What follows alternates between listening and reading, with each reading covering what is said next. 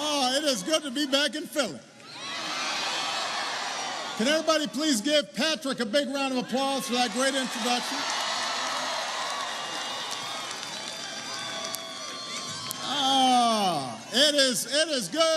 It is good to be back on the campaign trail. Now, I understand I know I'm not the first person from the White House to come to Philly this week. Some of you may have seen Joe Biden at the Eagles game. He told me, Barack, you got to get on the Wentz wagon. Said we got a new quarterback. We got hope in Philly. And I had to explain, Joe, I am a Bears fan.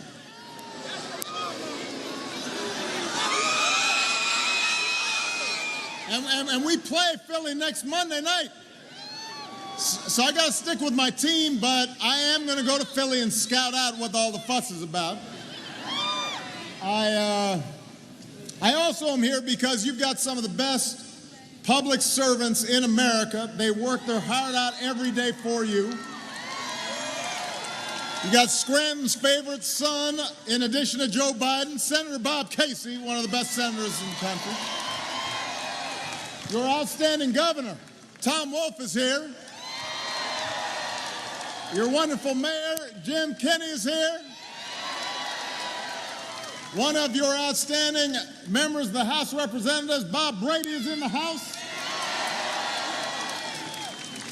Your candidate for the United States Senate, this is a special woman. She's going to do a great job. Katie McGinty's here. And your candidate for Attorney General, an old friend of mine, somebody who was with me early on, Josh Shapiro. Give Josh a big round of applause. Now, I love you too, but we got some business to do here. So we got some business to do. This is going to be one of the last times I visit Philly as president. And so my first order of business is to say thank you for all the support you've given me all these years. And I've got incredible memories here in Philly, most recently at the Democratic National Convention. And I could not be prouder of the leader that we have nominated to take my place. So even though I've run my last campaign, I am going to work as hard as I can this fall to elect Hillary Clinton as our next president of the United States of America.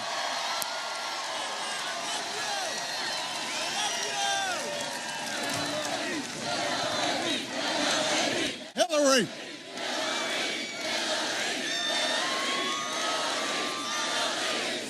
Now, you know, in election season, you will often hear crazy stuff. But I got to say, this year we've been hearing a little more crazy than usual. Having said that, after almost 2 terms as your president, I am here to tell you I am more optimistic about our future than I have ever been. Look, because I've seen an America that, for all the challenges, for all the noise of the politics, still has the capacity to come together and do great things. You think about it. We fought our way back from the worst recession in 80 years. We turned around a declining economy. We helped our auto industry set new records. Our businesses created 15 million new jobs, slashed our dependence on foreign oil, doubled our production of clean energy, made marriage equality a reality in all 50 states.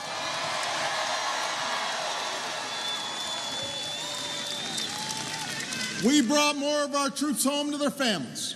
We delivered justice to Osama bin Laden. Through diplomacy rather than war, we shut down Iran's nuclear program, opened up a new chapter with the people of Cuba, brought nearly 200 nations together around a climate agreement that could save this planet for our kids and our grandkids. That's what we've done.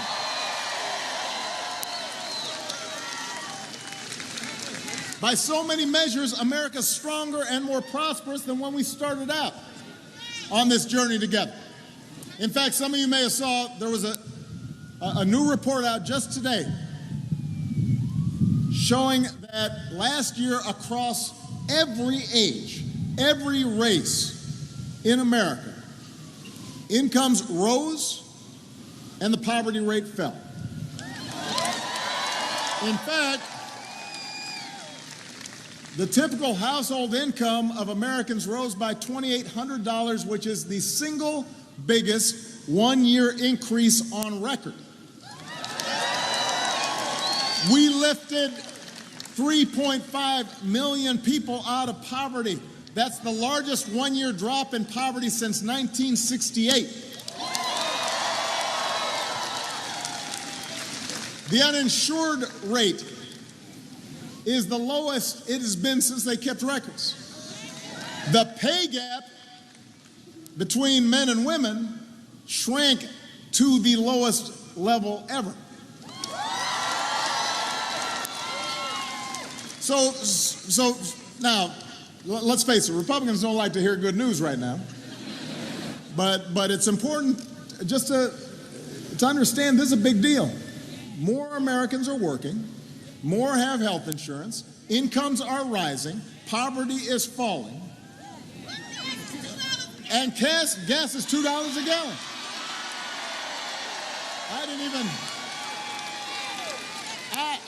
Thank you for reminding me. Thanks, Obama.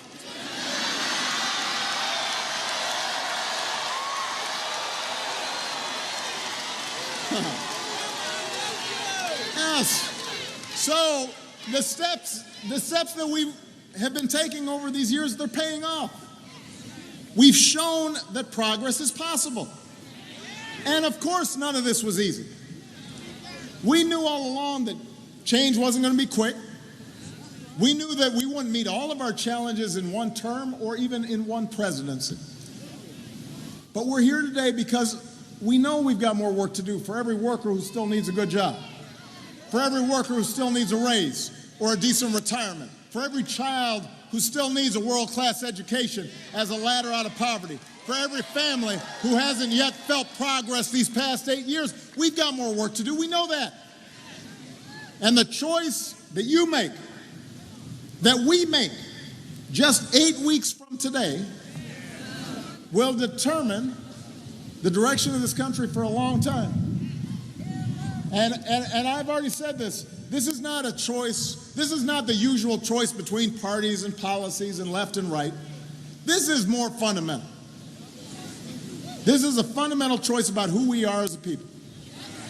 This is a choice about the very meaning of America.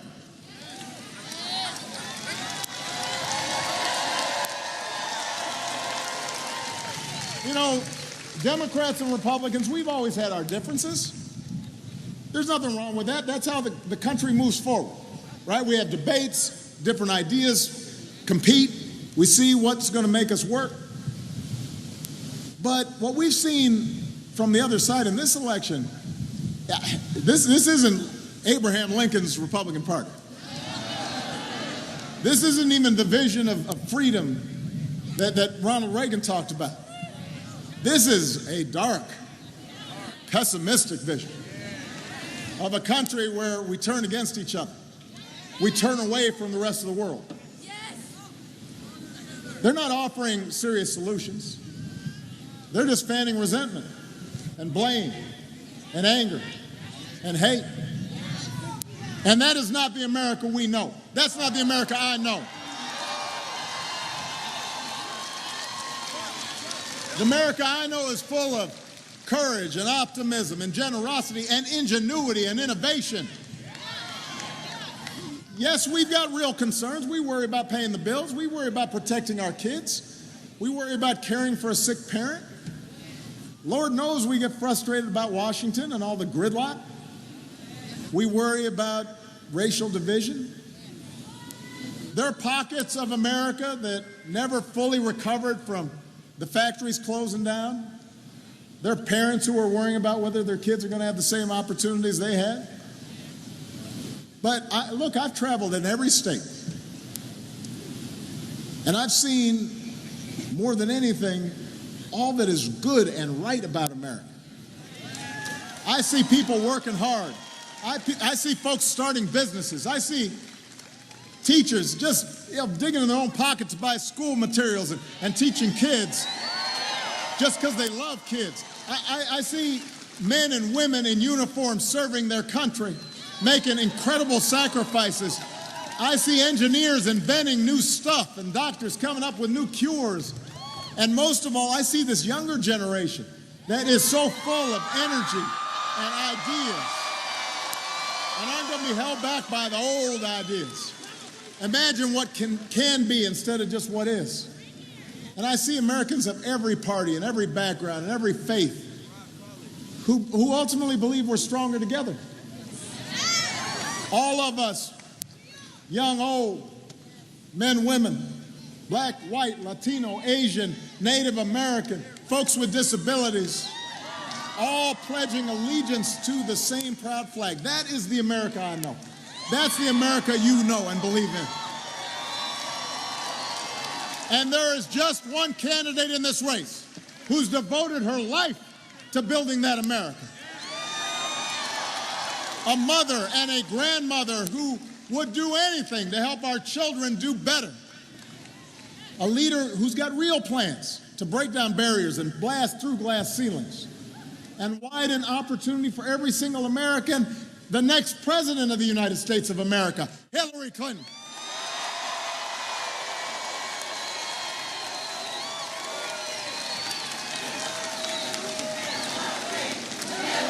Hillary.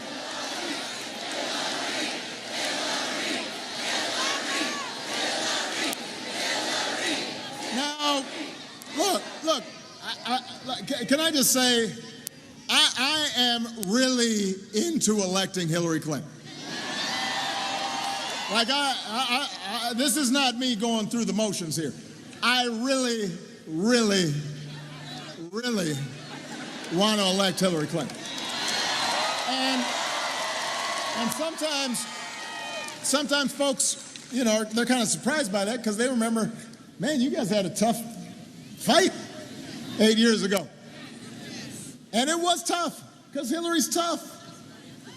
Every time I thought I had that race won, I was like going up the rocky steps, I was about to celebrate, and then I look and she's right there. And I got whooped here in Pennsylvania. She whooped me. Now, you did make it up to me in November when I won. But I had seen what she could accomplish. I had seen how smart and savvy and tough she was. So I asked her, I said, join my team. And she wasn't sure about it at first. But she ultimately knew that what was at stake was bigger than either of us. That's the kind of patriot she is. And so for 4 years, I had a front row seat. I watched her intelligence. I watched her judgment. I watched her discipline. I saw her in the Situation Room where she argued in favor of the mission for bin Laden. I watched her pursue diplomacy to open up new partnerships, to help promote democracy, to help reduce the nuclear threat. And she worked hard, tirelessly, flying around the world again and again. I don't know how many times she laughed at the world, but she went around a long time. Because she had never forgotten what she was fighting for. To make sure every child has the same opportunities as her granddaughter and her daughters and your kids.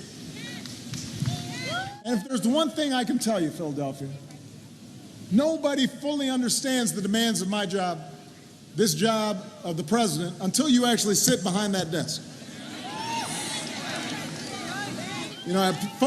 Look, I didn't understand it before I had the job. You think you do.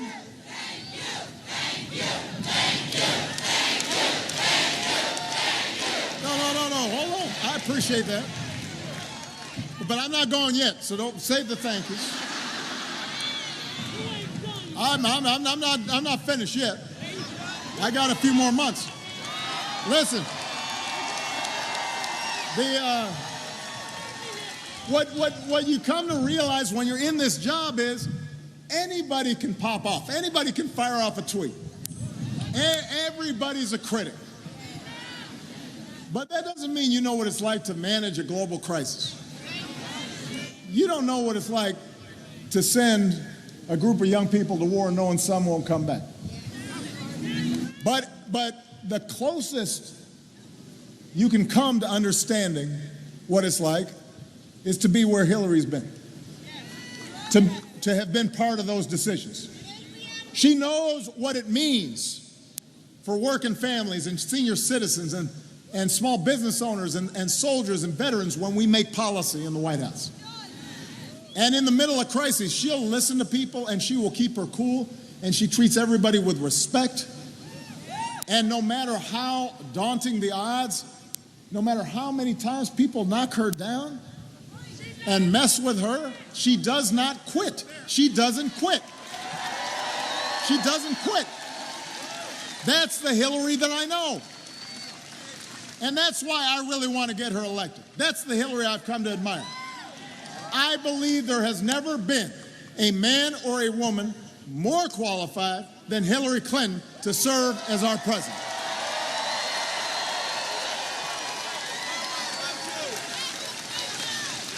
Now, Hillary actually has plans to address the things that she's heard from you on the campaign trail. Specific ideas to invest in new jobs and to help workers share in their company's profits, and to help put kids in preschool so they get a good start, and to put students through college without taking on a mountain of debt. And I know that these days in campaigns, sometimes the plans get ignored, but they're there, and they make sense, and they add up. And then there's the other guy, Donald Trump. Don't boo, vote. Don't boo, vote. Booing is easy. I need you to vote. Look, let's talk about Mr. Trump. He's not really a plans guy, a fact guy. He calls himself a business guy, but America's got a lot of businesswomen and women who succeeded without hiding their tax returns or leaving a trail of lawsuits, or workers who didn't get paid, people feeling like they got cheated. I mean, look, I keep on reading this analysis that, well, Trump's got support from like working folks. Really? That, like, this is the guy you want to be championing working people? This guy who spent 70 years on this earth showing no concern for working people. This guy's suddenly going to be your champion? I mean, he spent most of his life trying to stay as far away from working people as he could. And now this guy's going to be the champion of working people. Huh? I mean, he wasn't going to let you on his golf course. He wasn't going to let you buy in his condo. And now suddenly this guy's going to be your champion? So yes, if you oppose raising the minimum wage, you should vote for Trump. You should also vote for Pat Toomey. You got a Trump-Toomey economy will be right up your alley. But if you are actually concerned about paying your bills, growing the economy, creating opportunity for everybody, keeping the trend of rising incomes going and rising wages going and uninsured going down and poverty going down, if that's what you're looking for, this shouldn't even be close. If you want higher wages, better benefits, a fair tax code, a bigger voice for workers, stronger regulations on Wall Street, then you should be voting for Hillary Clinton and Katie McGinty and Bob Brady to stand up for you. And if you're concerned about who's going to keep your family safe in this dangerous world, then the choice is even clearer. Look, I just came from overseas. Talk to the other leaders around the world. They don't even understand how this is close. Hillary's worked with our intelligence teams and our diplomats and our military. She's got the judgment and the temperament and the experience to meet any threat. There's no scenario that she will not have seen before. And she'll see to it that our troops finish the job of defeating ISIL, doing it the right way without resorting to torture, without banning entire religions from our country. She's prepared to be the next commander-in-chief.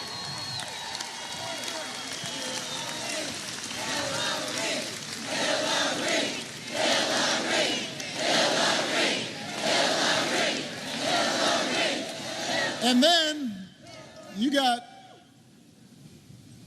the Donald, who just last week went on Russian state television to talk down our military and to curry favor with Vladimir Putin. He loves this guy. Loves this guy. Think about what's happened to the Republican Party. Right? They used to be opposed to Russia and authoritarianism and fighting for freedom and fighting for democracy. And now their nominee is out there praising a guy, saying he's a strong leader because he invades smaller countries, jails his opponents, controls the press, and drives his economy into a long recession. No, look, I'm actually being serious about it. Think about this. And then when the interviewer asked him, well, why do you support this guy? He's a strong guy. Look, he's got an 82% poll rating. Well, yes, so Saddam Hussein had a 90% poll rating. I mean, if you control the media and you've taken away everybody's civil liberties and you jail dissidents, that's what happens. You know, if the pollster calls you up and says, do you support the guy who, if you don't support him, he might throw you in jail, you say, yes, I love that guy. But think about the fact that that is Donald Trump's role model. I mean, you know, I have to do business with Putin. I have to do business with Russia. That's part of foreign policy, but I don't go around saying that's my role model. Can you imagine Ronald Reagan idolizing somebody like that? He saw America as a shining city on a hill. Donald Trump calls it a divided crime scene. He's not offering any real policies or plans, just offering division and offering fear. And he's betting that if he scares enough people, he might just scare up enough votes to win this election.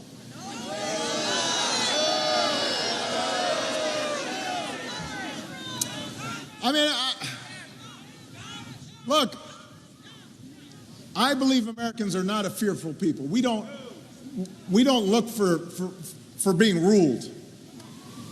Our power comes from those ideals first put into place right here in Philadelphia. That all of us are created equal. That we, the people, can form a more perfect union. We believe in democracy.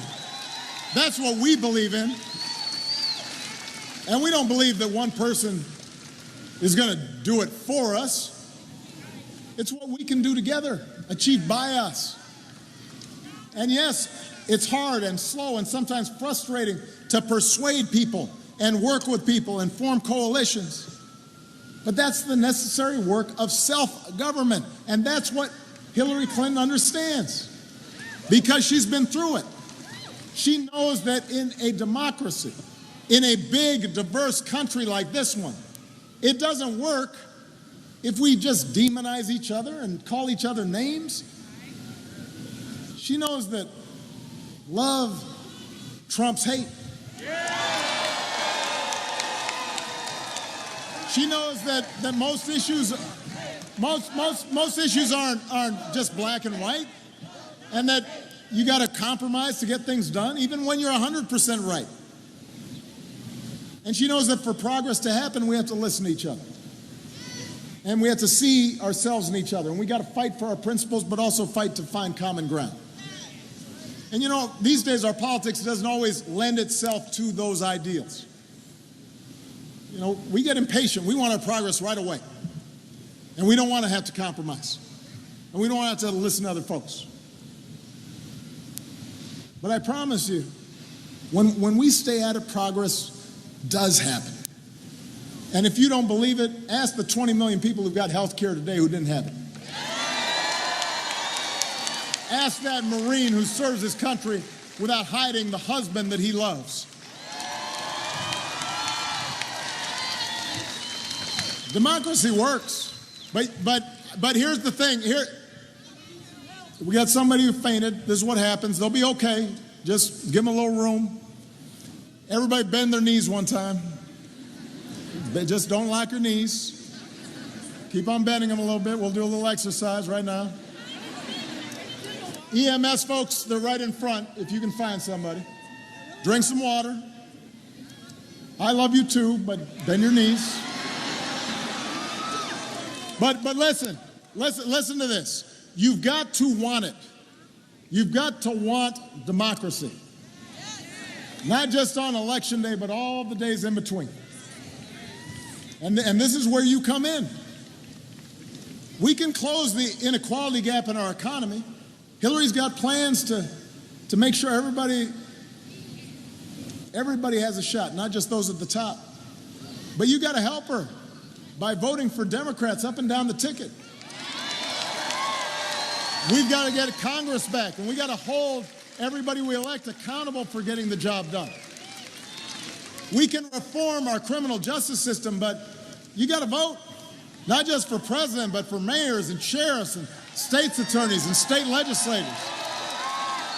We got to work with police and protesters until laws and practices are changed.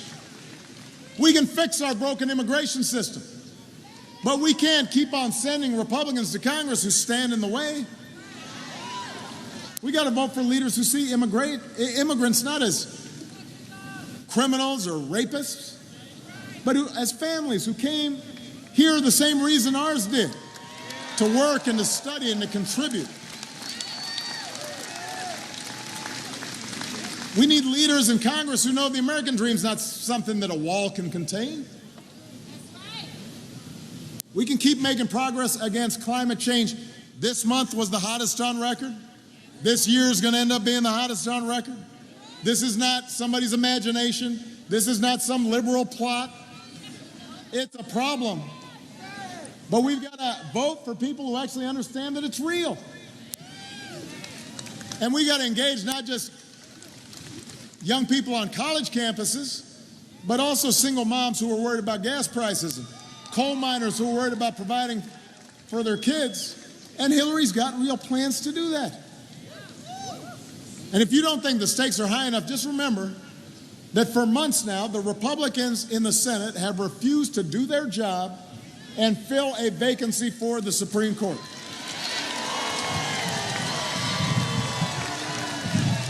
Even though I nominated somebody with more federal judicial experience than any nominee in history, they want to see Donald Trump fill it with somebody who sees the world as he does. Imagine that. Who would that person be? The Supreme Court should be above politics. The people on the bench make monumental decisions that affect every aspect of our daily lives, from a woman's right to choose to your right to vote.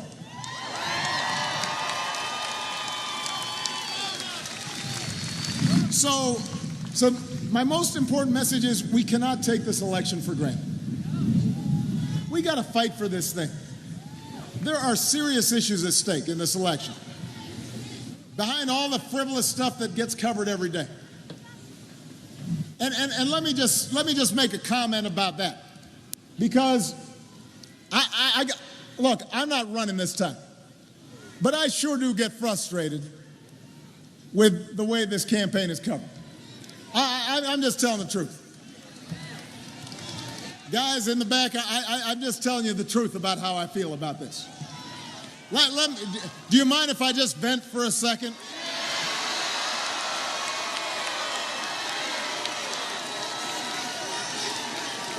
You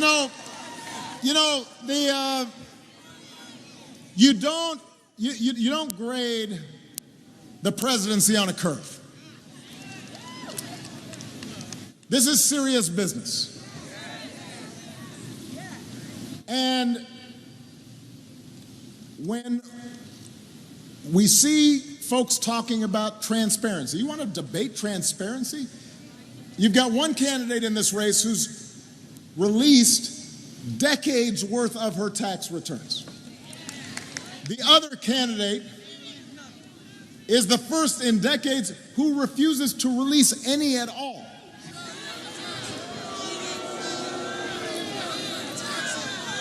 You want to debate foundations and charities? One candidate's family foundation has saved countless lives around the world.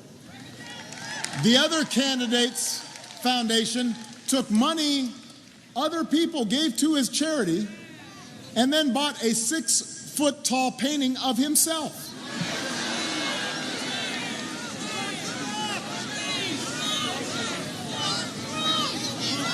I mean, he had the taste not to go for the 10-foot version, but you want to debate who's more fit to be our president?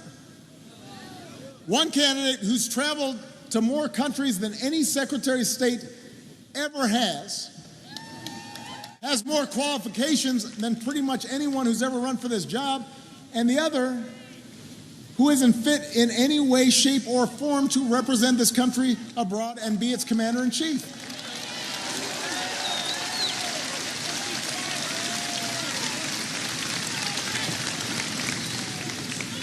So somehow, as things go on, because we've become so partisan, our standards for what's normal have changed.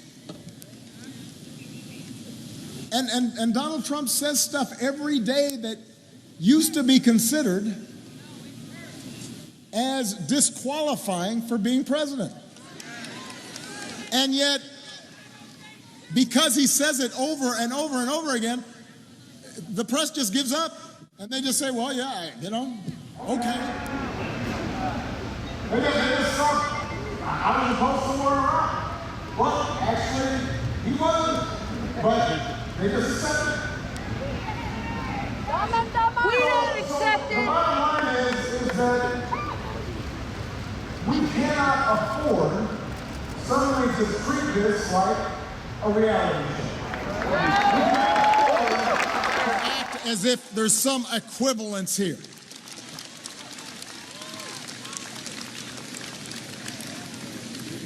To be president, you have to do your homework, and you have to know what you're talking about.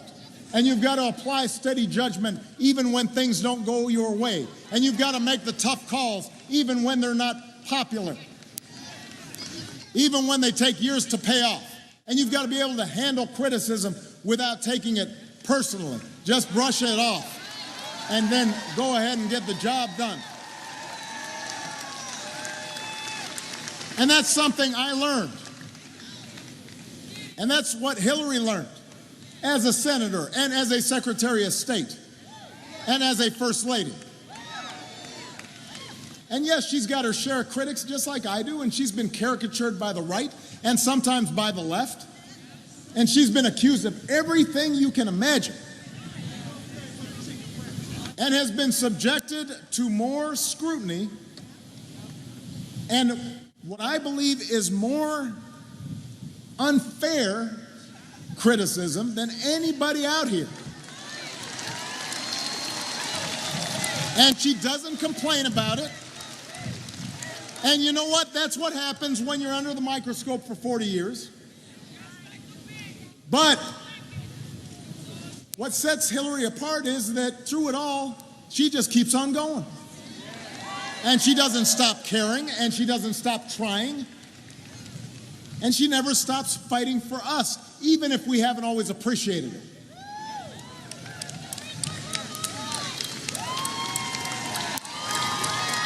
And look, I understand we're a young country. We are a restless country. We always like the new shiny thing. I benefited from that when I was a candidate. And we take for granted sometimes what is steady and true. And Hillary Clinton's steady. And she is true. And the young people who are here, who all you've been seeing is just the nonsense that's been on TV, you maybe don't remember all the work that she has had to do and all the things she has had to overcome and all the good that has happened because of her efforts. But you need to remember, you need to understand this. And if you're serious about our democracy, then you've got to be with her. She's in the arena, and you can't leave her in there by herself. You've got to get in there with her. You can't stay home because, she's been around for a long time. Well, you know what? This is not reality TV. Democracy's not a spectator sport. You don't tweet in your vote. America's not about yes, he will. It's about yes, we can. Yes, we can. Yes, we can create more good jobs. Yes, we can create better schools. Yes, we can create safer streets. Yes, we can create a more secure world. We can bring about real change and real progress. And the time has come for me to pass the baton on, but I know that Hillary is going to take it, and she's going to run that race, and she will finish that race. And that's why I'm with her. That's why I'm fired up. That's why I'm ready to go. And I need you to join me. I need you to work as hard for Hillary as you did for me. I need you to knock on doors. I need you to make phone calls. You got to talk to your friends, including your Republican friends. You need to go to iwillvote.com and register to vote by October 11th. Then you got to go to the polls, and you got to get people to go to the polls. And if you're willing to do that with me, we'll win in November. We'll elect Hillary Clinton the next president of the United States. We will continue on this journey to create a better America and a fairer America, a more just America, a more loving America, a brighter America. That's what we're fighting for. That's why I need you. Let's get busy. Let's get to work. Thank you, Philadelphia. God bless you. God bless these United States of America.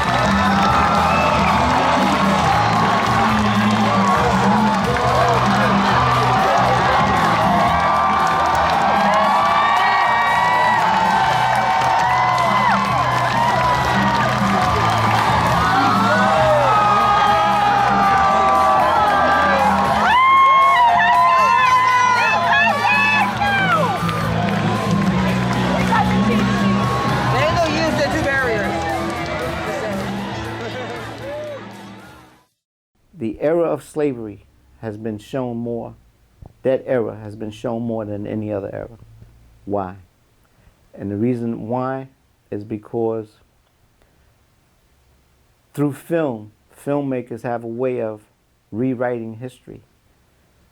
And if it didn't go the way they wanted it to go, by presenting it in a whitewashed way, they can show the South didn't lose. I wasn't eating chitlins when I was in Africa. I wasn't eating watermelon when I was in Africa. Huh? I wasn't wearing zoot suits when I was in Africa. I wasn't getting my hair cut when I was in Africa. This bitch is my mama. And yours too.